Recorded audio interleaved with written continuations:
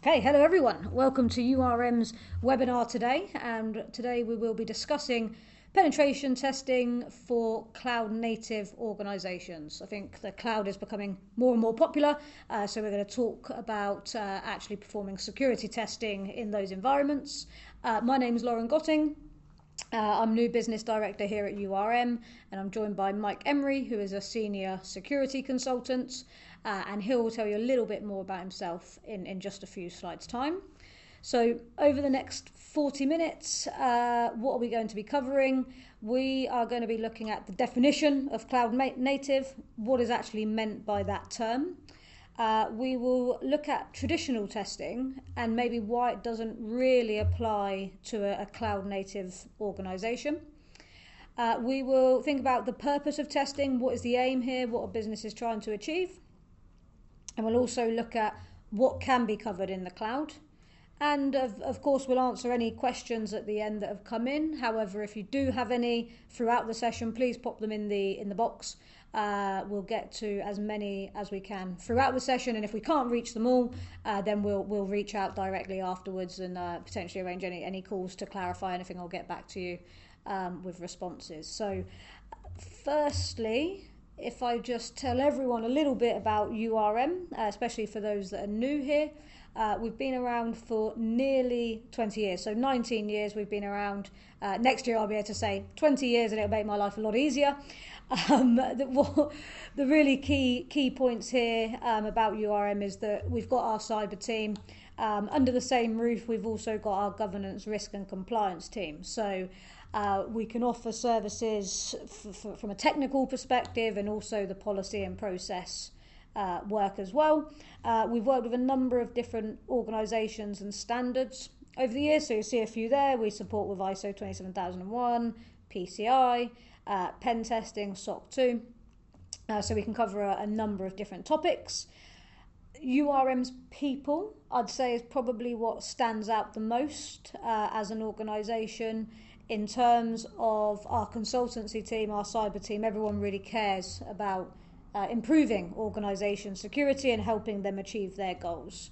We also look at consultants that have done the job operationally and then joined from as a consultant perspective, so they bring some real world experience as well to our clients. So it's really important that we also practice what we preach. So we've got our own accreditations, we have ISO 27, we're CREST accredited, we're part of the NCSE sort of cyber advisor scheme. So just demonstrates our experience in the sector, really. Okay, Mike, if I can hand over to you, if you can tell everyone a little bit about yourself, please. Sure, yeah. Hi everyone, I'm Mike Emery. I'm a senior security consultant as part of your cyber team. I've been an offensive security consultant for about 12 years now, so I've seen quite a lot in that time and dealt with quite a lot of different industries. Myself, I'm a generalist, so I've worked everything from hardware up to the cloud. So obviously we're sticking at the top end of that today, but if you've also got some circuit boards or PCBs that need looking at, I can do that as well. But as I say, today we're focusing on the cloud. I think it's worth mentioning, like, my key driver for wanting to give this webinar is that actually we often end up on scoping calls with organisations who want an external pen test, and that's the general aim of what they want, but they may not fit the mould for this due to their cloud nature. And I think what today will do is allow you to consider the outcomes that you want from your pen testing and how you can get to them. And that sort of ignores the labels of what is and isn't a pen test. You're working towards an objective as a business, and you need to use any tool that helps you get there. And the last thing is, I really want, and URM wants to deliver good value, and that sometimes, it doesn't feel like you're doing your best when you're doing something. You're trying to put a square peg into a round hole. And at this point, let's just reframe the whole conversation and then work together towards a common objective. So the first thing to think about is define our terms. What do we mean by cloud native? It's in the title of the webinar today, but it applies to hybrid organizations as well. Obviously, some of you have got some on-prem, some of you are mostly on-prem, some of you are entirely cloud native. I know most organizations will be hybrid to a greater or lesser degree. When I say cloud, I mean, infrastructure as a service, platform as a service, software as a service. They're all in an area where a traditional pen test can fall short and can be misconstrued in terms of what it can deliver. And I think if we look at sort of our most extreme example of something that is cloud native, I'd be looking at an organization that just has Microsoft 365. You dole out a laptop, you sign in via Entra, you put your files on SharePoint. You might have a public website somewhere which somebody else runs for you. It's brochureware, it's non-interactive. That's my extreme example, and that's somewhere where, if you rock up as a pen tester and go, hey, let's do an external test, there's nothing to look at, and it might give you a weird sense of security thinking about what threats can be uncovered from that perspective. Mike, from your experience, would you say more and more businesses are taking a cloud-based approach to maybe try and reduce their management and their overheads around security? Yeah, I think so. I think moving to the cloud is often a business-based decision as opposed to a security-based decision. And that's not to say it's inherently worse, but it is to say it's very different, and it requires, a different set of considerations. And, anybody that's worked with cloud tooling knows that there's a million and one things to configure, and it's never straightforward. The more choices there are, the more chances there are to get it wrong. Excellent. Thank you, Mike. So now we've got an understanding then of what cloud native means. Why doesn't the traditional style work? I mean, infrastructure's in the cloud, so why can't we just run normal tests? Yeah, that's a good question, right? So when I talk about traditional testing, I'm talking about your external infrastructure and your web app testing, which is, to define those terms more, a web application test, a customer will give us a URL, they'll give us credentials, we'll log in, we'll hammer the application, and we'll seek to identify security vulnerabilities present therein, normally in the code running the application. An external infrastructure, we're sent a load of IP addresses, and from the internet, we look for vulnerabilities present, we can see and try and compromise the IPs. Now, from that definition, it should become clearer. If the application is software as a service, that's not your code, so the vulnerabilities you're finding aren't yours, they belong to the vendor. If you're running services in the cloud, the IPs aren't yours, the services aren't necessarily yours, so we're not finding vulnerabilities in your business, we're finding vulnerabilities in your cloud provider. That's still useful, but not as useful as actually assessing what you as a business are exposing.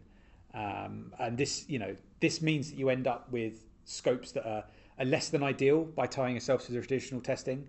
You get results that can be poor and seem like we've not done much, and also, a full sense of security. If we've tested 10 IP addresses and we found nothing on them, you think, oh, well, my perimeter is secure. Well, actually, what we've done is we've looked at not a lot of your perimeter. We've not looked at the whole thing. And then you go, well, I'm okay. When in actual fact, there might be other areas that we've not looked at, which that's where the vulnerability lies. Mike, in those particular circumstances, if a client commissioned us to run a test, but they had stuff in the cloud, would we be able to test that on the cloud instance? Like, would AWS allow us to just hit AWS? So, as a consultant, the answer to any question is always, it depends.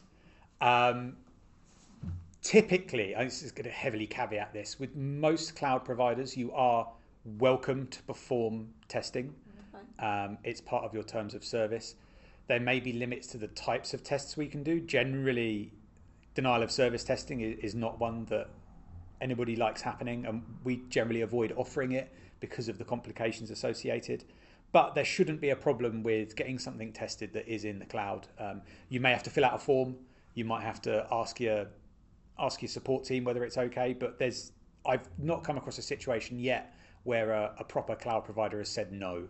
Right. So I've probably raised a few red flags, right? Oh, exactly. No. Yeah. No, there have been situations where some providers have said no, but then you start asking questions about, well, why? Yeah. What are they worried about? What do they not understand? Often it stems from a misunderstanding, or they're going to, attack other customers. They're going to take things offline, and it's just a bit of education, and then they come round, and then everything's okay. But yeah, it does make you think twice. Brilliant. Thanks, Mike. So the next slide here, Mike, thinking about the purpose of testing, is this what you were discussing a little bit earlier in the session, and what we're actually going to cover here? Yeah, absolutely. So people have this view of a pen test, and they know what they want out of it, right? They want a bit of paper sometimes that they can wave in front of their customers to say we're secure and we take security seriously. But they want to see how many vulnerabilities there are present in what they get tested. And the assumption is that when it's an external test, that's everything that somebody outside the organization can see. And if we take that as the purpose, when it's in the cloud, the traditional methods don't cover everything. If you've got users signing in via Entra, that's a big trust boundary, that's a big control, that's how your users authenticate to your services. If you don't assess Entra, how do you know whether somebody can bypass the authentication? How do you know if there are compromised credentials in the wild that allow somebody to log in? It's something that wouldn't normally be covered, but if you bring it into scope, suddenly you see there's a load more value. So that's where you think about the purpose of testing, where you want to get to. This is where you think about other things like authenticated testing. So that's often a bit of pushback we get is it's an external test, we're going to do an authenticated review. Well, hang on, you're meant to be outside. Why are we giving you credentials? Exactly right. Somebody who's on the outside won't have credentials. However, we are not a normal attacker. We are not going to attack you the way that a threat actor would, because our time costs quite a lot of money. If I sit there and I'm outside with no credentials, I can try all the same things, but it takes ages. If you give me a username and password and I can look at all your settings and see how everything's configured, I can much more efficiently and completely assess the security controls that are in place. And when you think about, I'm trying to get as many results as I can and I want it as cheap as possible, why would you not give me a username and password? Because you get much better results and it costs you less. I guess so. So real threats, they don't typically work in number of days and at a day rate. So they've got all the time in the world to be trying to attack someone for a little bit longer. Absolutely, yeah. You hear cases of things taking months or years, and someone will establish a foothold in an organisation. They might wait a month before doing anything. They just want to see what the cycle of things is.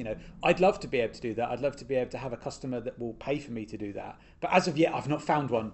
So we have to come up with these shortcuts and ways to deliver efficiently and effectively. And give real value back, right? Exactly, yeah. That's the thing, isn't it? That's what it boils down to, is let's give some value. Okay, excellent. Mike, thank you very much. In terms of non-traditional, what then exactly can be done in the cloud? Thinking about cloud native organisations, and what would you say is really, really beneficial for them? Yeah, I think at this point you need to reframe your perimeter. If you've got software as a service, well, that's on the internet. That forms part of your perimeter. If you've got a cloud environment, that's on the internet to a greater or lesser extent through administration panels. That's on the perimeter. If you've got a public website, even if it's not something you run, it still represents a threat to your organisation. The thing to think about with websites, often if they're brochureware, so that means they're just effectively non-interactive, they're content to read and look at, they can be defaced. You don't necessarily want somebody to go on your website and find that it's referring the visitor to a competitor's site, or this has been hacked by whoever and they've done it for fun. You don't really want that to happen. So that is a risk to the organisation as well. The other thing to think about is the perimeter is sort of dynamic now, where you've got employees working from home, working from other offices. Each of your employee endpoints is a trust boundary. It's sitting on a network. It's not a network you control. Somebody might be attacking them from that. And that's quite different. And that's something that perhaps when you're working in an office, you assume that the interior of the office is protected and that you've got a boundary around that. Well, now the laptop or the mobile is actually the edge. It is the boundary. And I think at that point you can consider looking at the systems themselves, but also the policies you apply to those devices to protect them. And that has a big impact on the overall external perimeter of the organisation. Excellent. Mike, actually, I just want to stop there. I had a question. It's quite relevant here. I've got a question. What's really relevant now, sort of compared to pre-pandemic, is do you have any advice on how to mitigate cyber risks with people working at home? Obviously, a lot more of that nowadays. Yeah, I think when you're working from home, the environment's different. People sometimes treat things differently. I think what you need to do is make sure that employees understand that the work endpoint is work controlled. It has security policy on it. What they can do with it may be limited for valid reasons. And the other thing that's a classic one that leads to compromises: don't log in to personal accounts on a work device. You need to keep the two separate. I know it's tempting. We all want to scroll Facebook on our break, but you kind of need to not do that, be really strict with yourself. And it's similar as vice versa, right? It's really easy to go, oh, well, I just want to check my email from my personal laptop in the morning, or it just means I only have to carry one thing with me when I'm popping out for lunch. I might be a bit longer than my hour. You need to not, that does open up the business to more threats. And a lot of organizations will have controls in place that will stop you doing that. Yeah. But it's down to the employees as well. Just don't do it. Just don't think about it. And a follow-up question from me, Mike, if that's all right. Sorry, everyone. Another question from me. So what's the likelihood of a home network being compromised? I work from home, play the Xbox, all done on sort of a home router. What damage could really be done working from home? At that level, it's going to be a lot of people's a very common attitude of why would somebody hack me? Why would somebody target me? And realistically, people aren't actively being targeted. Things are opportunistic. You're running your ISP's router that they provided that gives you your Wi-Fi. That's running an out-of-date firmware. That's got a public vulnerability in it. Somebody exploits that, and suddenly all the traffic that goes through that is visible to the attacker. That's all of your Netflix. That's all of your web browsing history, good or bad. And that's also what's happening on that work system. So it's just a case of you're not in, as a business, you can't guarantee that that's safe. You can't trust that that's a secure environment. And that's why you need to treat the end user's device as the edge of the network. Excellent, Mike. Thank you. That makes a lot of sense, actually. So thank you. Right. I think we've spoken about a few of these, Mike. Do you want to give us a bit of a rundown?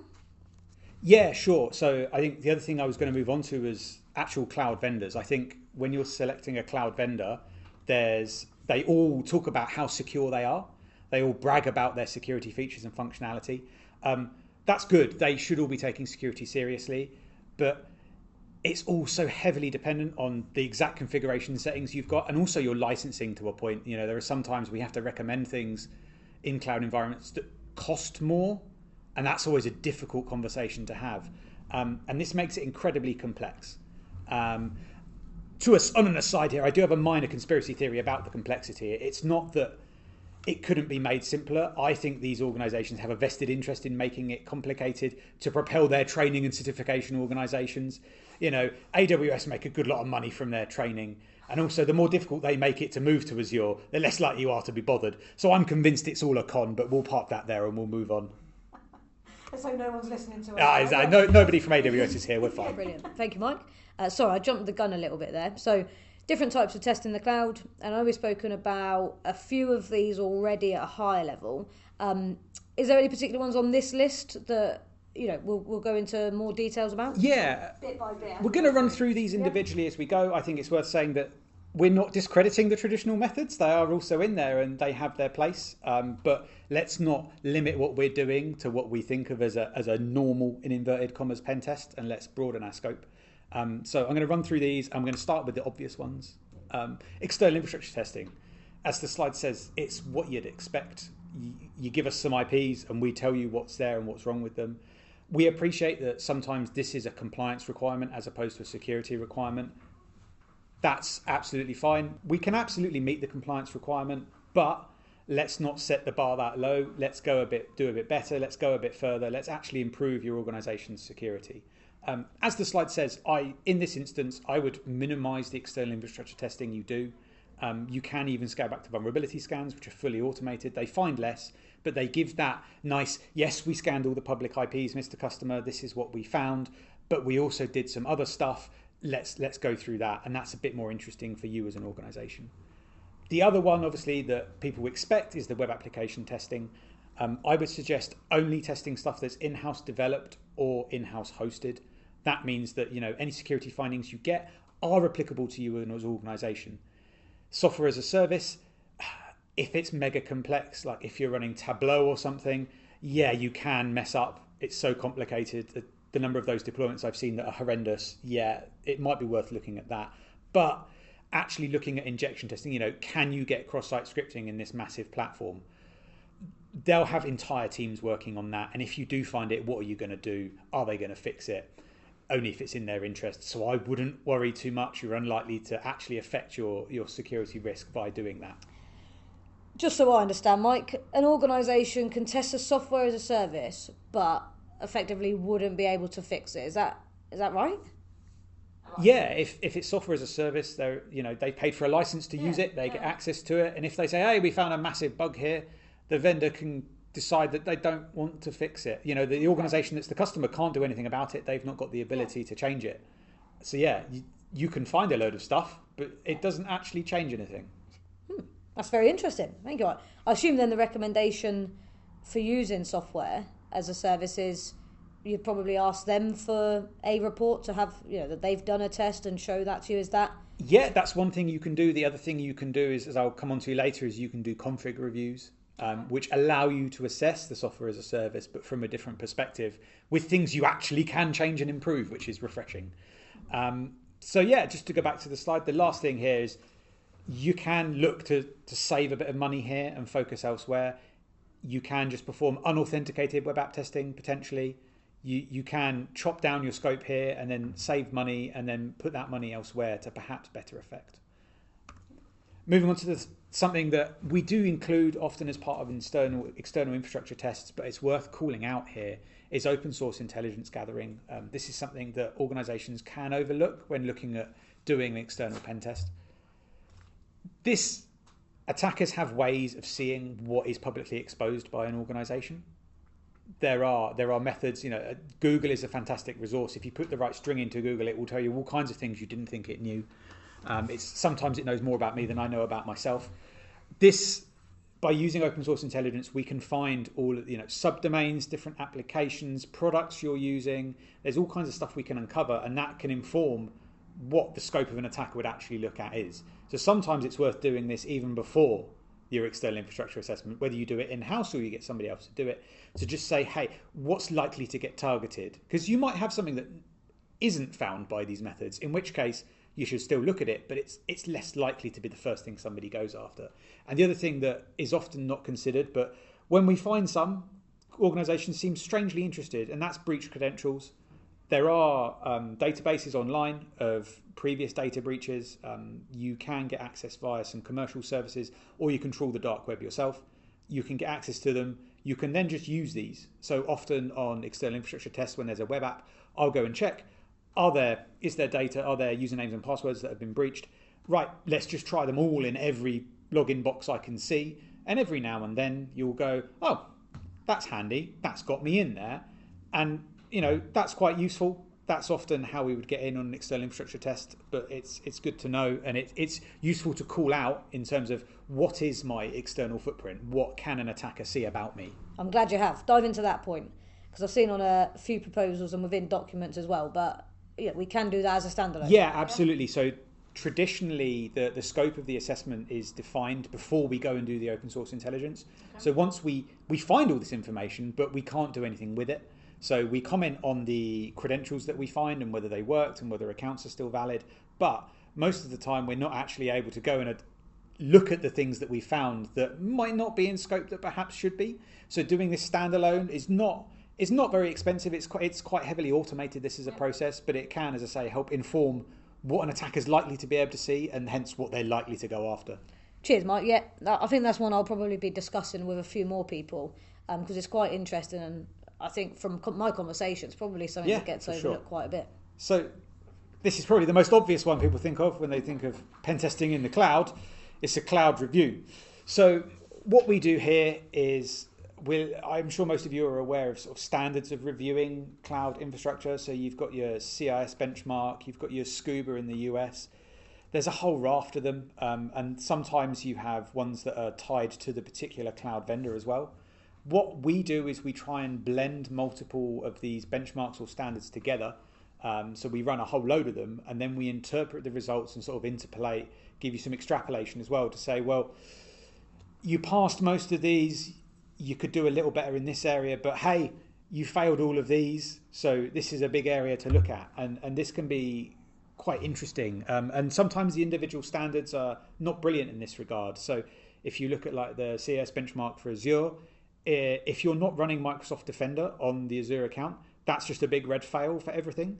That doesn't take into account whether you're running a third-party product or not. Now, it may not integrate quite as well. It might offer slightly different features, but that means the report shows a catastrophic high failure, whereas in actuality, that's not the state of your organisation, and that's where sometimes a bit of consultant interpretation can help with that and leave the panic at we don't have any EDR anywhere in the cloud. Well, actually you do. It's just not what the benchmark is looking for. It's worth calling out at this point that this also includes things like Microsoft 365 or even the strange organizations that occasionally use Google Workspace. That is more limited in terms of what we can do, but we can definitely review it.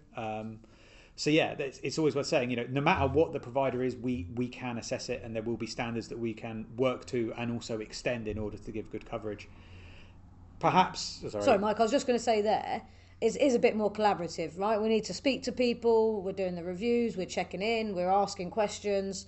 Is that what you're really doing, and is that how it's working? Yeah, there's a bit of that, and I think it's automatically more involved. This is an authenticated type of testing. So at the start, we send over a list of prereqs, which is typically how to create an account and how to give it the permissions that are necessary for our tooling to do the checks that we do automatically. As with everything, I mean, any Azure admin will sympathise here, but there's a lot of manual work to do. There's 6 million dashboards to click around and properties of things and 600 resources you have to click in to check each one. There is a fair amount of manual work as well. But once we've got all the permissions, we can go and do that as efficiently as possible and then report it as best we can. As I say, to some people, that's not a penetration test. You've been let in. Why is that the same? Well, in the event that you do get breached, you've got to assess the impact of that breach, and that is where this really shines. If from the outside we can't get past that first barrier, we can't tell you what's inside. Whereas in this case, we can say, well, this is how likely you are to get compromised. And if that happens, these are likely things that will go wrong as well. Okay. So it's almost a little bit like, let's assume someone has broken in. Now let's see what real trouble can be caused. So past the cloud review, another type of review, this is sort of a catch-all. Anything that has configuration we can look at. There's not standards for everything, but I guarantee you that we'll be able to find the manual online and we'll be able to read what the settings are, what they should be, and sometimes read between the lines. I've interestingly looked at devices which have a secure mode, and the secure mode was enabled. And you look up what the secure mode does, and it uses really old and outdated cryptography, which was mandated at one point by the US government. So on the surface, the organisation goes, brilliant, we'll turn on secure mode, right? That will make me secure. You go and look at what that actually does. No, you very much do not want that. You want to turn that off and get rid of it as quickly as possible.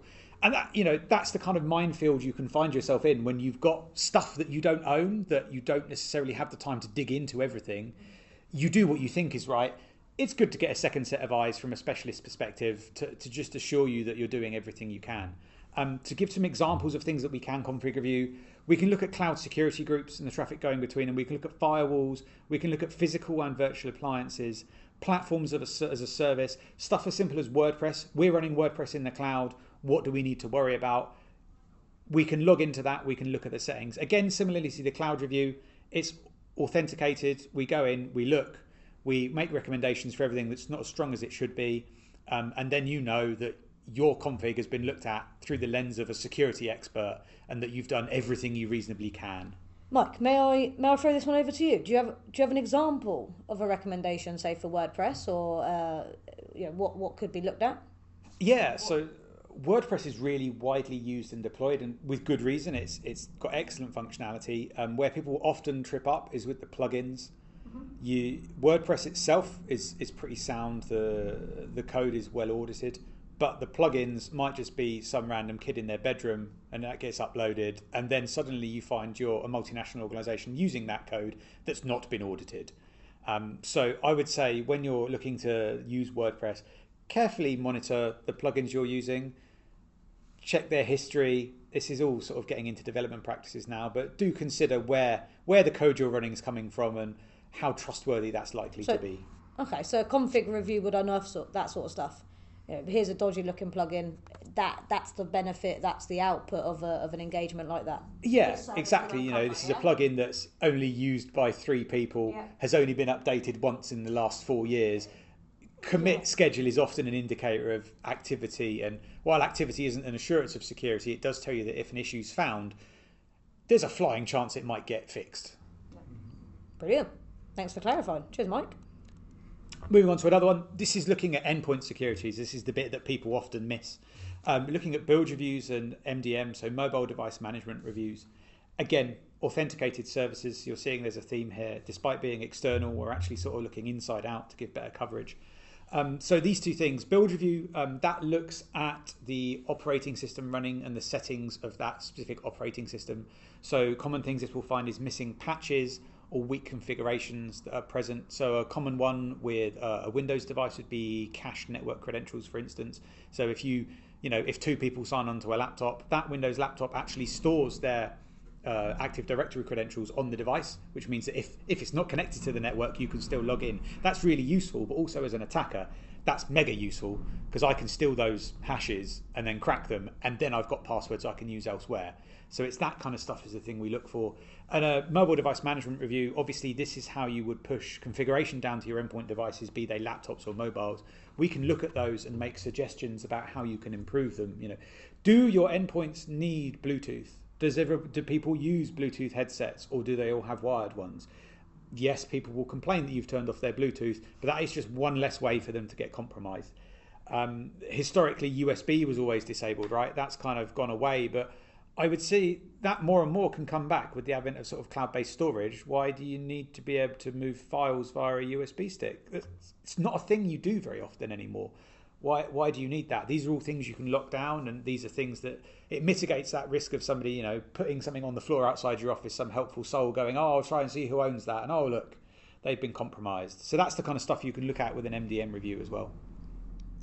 Okay, so that almost feeds back into other frameworks, ISO 27 controls, putting those things in place? Yeah, absolutely. This goes much further than what you'd think of as your traditional external pen test, and that's why it's worth highlighting this, because I think people don't consider this at the time they're scoping and then perhaps are a bit underwhelmed by the results. Excellent. Thanks, Mike.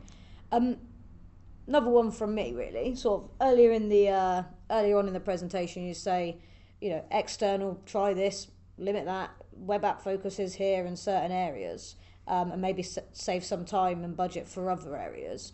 Would you expect then a cloud native business to be doing a bit of all of this testing? Not just particularly the infrastructure or the web app, but a bit of everything? It's going to be very dependent on the organisation and what their requirements are. If you've got no compliance-based requirements, you can just forgo the traditional bits and just go all in. This time we're going to focus on our endpoints. We're going to do build reviews and mobile device management reviews. Or maybe you go, oh, well, actually, we've got a development environment in the cloud and that's never been looked at. Maybe we should do a cloud review of that. You really can sort of pick and choose what you want, and you don't have to eat the elephant at once. You can sort of chop it up into bits and enjoy it at your leisure. Yeah. The final thing I really wanted to touch on, because I'm sure this is sort of the question that everybody's got, is what does this look like in reality? So I wanted to come up with an example scenario that's almost worst case in terms of what we can do. So I've imagined a cloud native business that has a hosted brochureware website. So it's non-interactive. There might be a contact form, but that's as far as it goes. And then beyond that, Microsoft 365. They log in via Entra. They've got files on SharePoint. They're a Microsoft shop. That's it. What I would recommend in this case normally is a very brief web app test. There's no logging in. There's no authentication on the application. We can worry mostly about defacing it, so reputational damage. And from there, the meat of it is really going to be a Microsoft 365 review that's going to look at the authentication for all the users via Entra, as well as how files are stored on SharePoint and everything else in between, including Teams meetings, how those are leveraged and how the data is stored.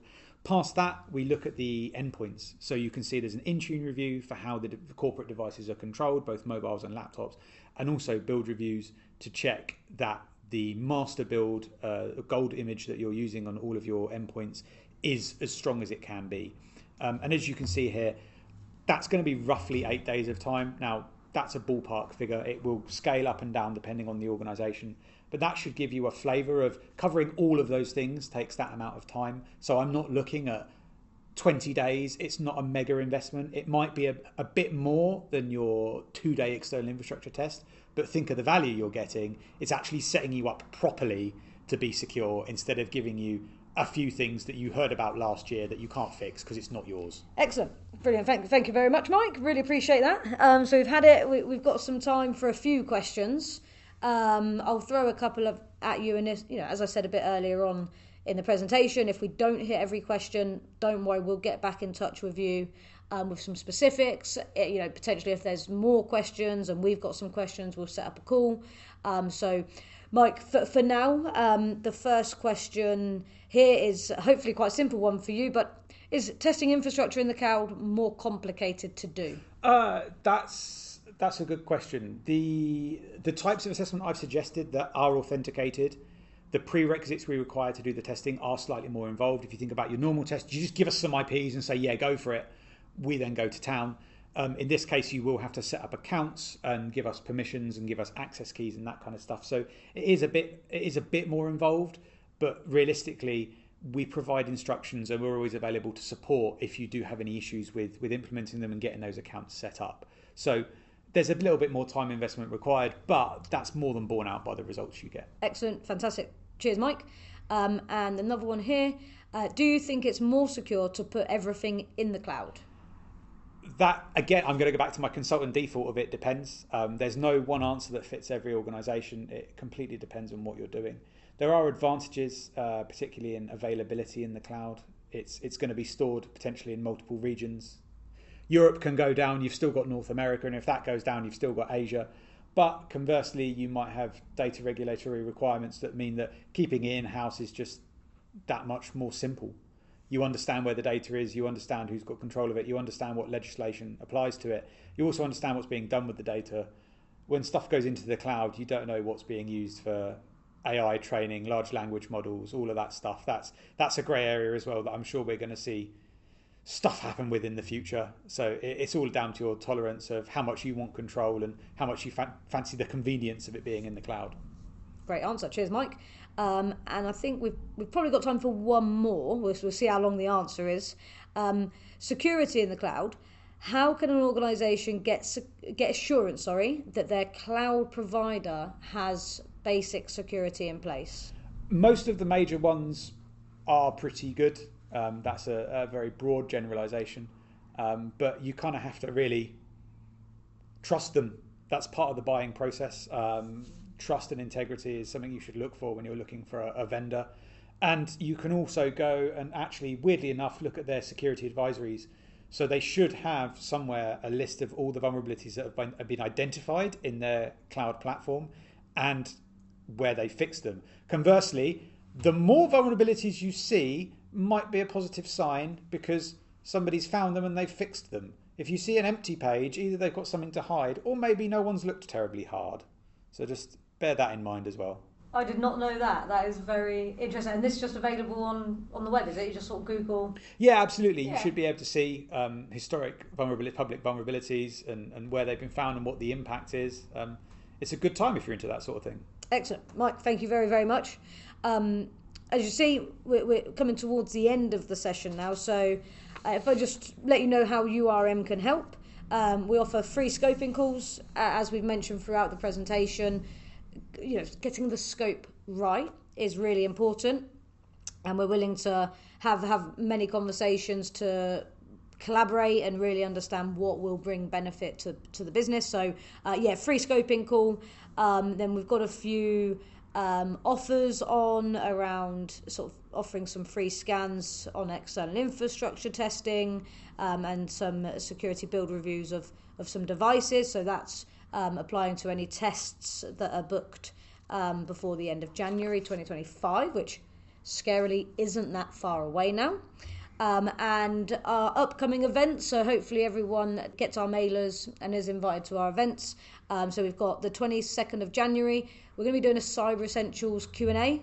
There's some changes coming in effect in April to the scheme, so we're going to host a session around that and we can really dive into some of the specifics.